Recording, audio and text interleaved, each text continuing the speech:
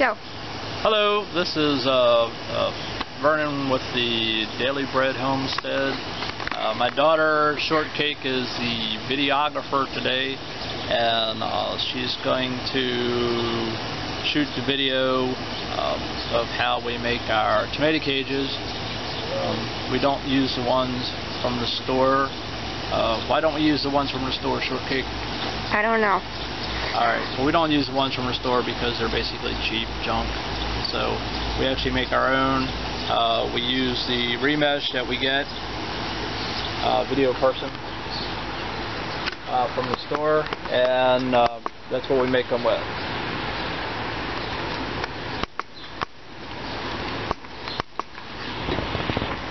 So our tomato cages are about 12 inches in diameter. We have several over here we've already made. Edit this. So basically start by counting out the number of panels, the squares that we want, and then I cut them with the bolt cutters. These actually are 6 complete sections, and then the top section here is what we use to actually crimp the edges to make a hook so that we can hook them together. So I'm going to go ahead and cut this, and then we'll show you how we make them. Now the edges on these are kind of sharp, so you have to be careful. I've already got a couple scratches. There's my newest one there. But I've had my tetanus shot, so luckily for me, we seem to be getting scratched, poked, or something. So this goes pretty quick. Our bolt cutters.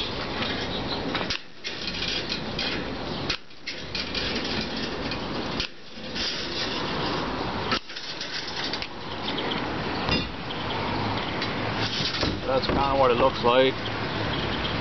And then we're going to take it over to our little makeshift workbench slash garden bench. And I've got a pair of vice grips. These aren't the biggest ones I have, but I couldn't find those, so I'm using these. And then I just crimp all the edges here. Or I make little hooks, I guess.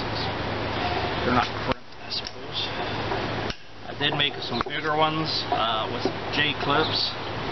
That was kind of a challenge because the J-clips weren't quite big enough. This is 10 gauge wire, and the J-clips were actually designed for up to 12 gauge wire.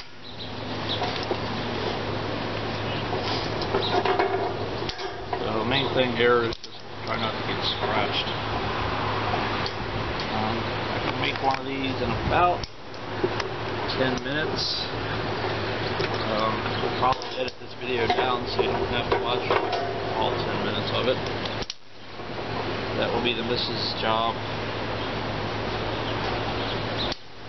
I've had that camera for 5 years and I still don't know how to make a video on it, so thank God I have 2 women that do. We actually did sell a couple of these to one of our neighbors. Come to find out, she's a master gardener in the area. So that was kind of cool. So how exactly do you use the tool? What's that? For people who don't know how to use that. Well, the vice grips will lock down on the wire. So, and then once you get the setting right, you just lock it down on the wire and then just use the table as leverage and then just kind of turn it back. And then I'll go ahead and I'll close these up a little bit after I finish these.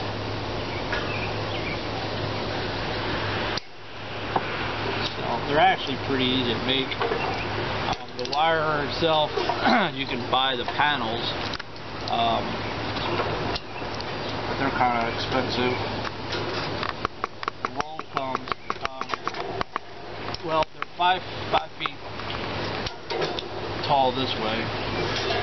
The roll is approximately 100 feet. So we got the roll, obviously you saw that already. And the roll ran $107. cost-wise, comes out to about, I think, about $3.50 for each of these tomato cages, which is about what it'll cost you at the big box store for one of those cheap ones that really aren't much good, and usually it might last 2 seasons, but usually by the second season they're garbage. So now I'm actually taking just closing these up a little bit. And once I get all these done, I need to try to roll this up a little tighter. So what we wind up with is more of a 7-sided polygon. So I'm just using my trowel here to kind of keep the wire in place. I got to bend these.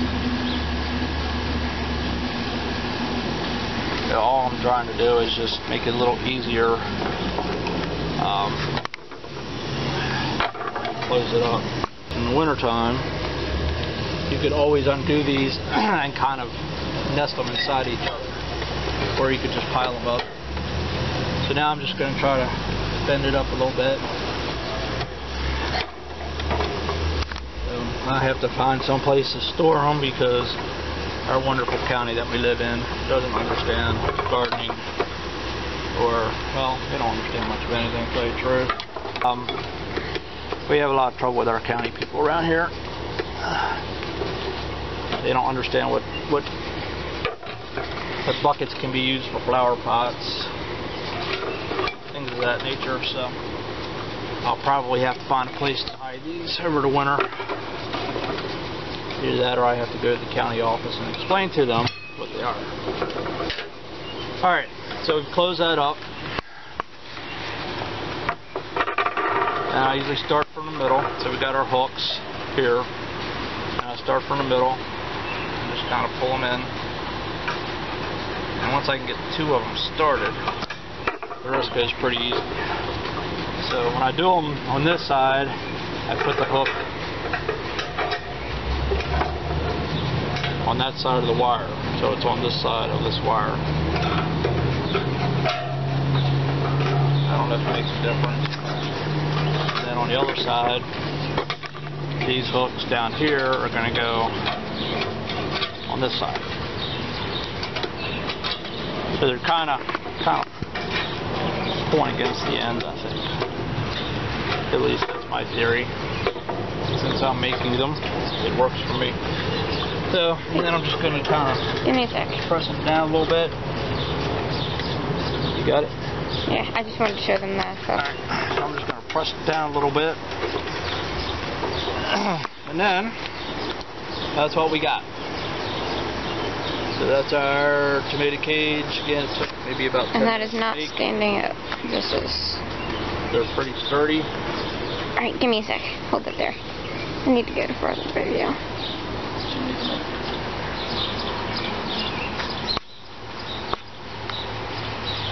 Alright. Yep. Okay. That's how we make our tomato cages here at the Daily Bread Homestead. And we'll probably see you down the road with some more videos, hopefully, if this doesn't turn out too bad.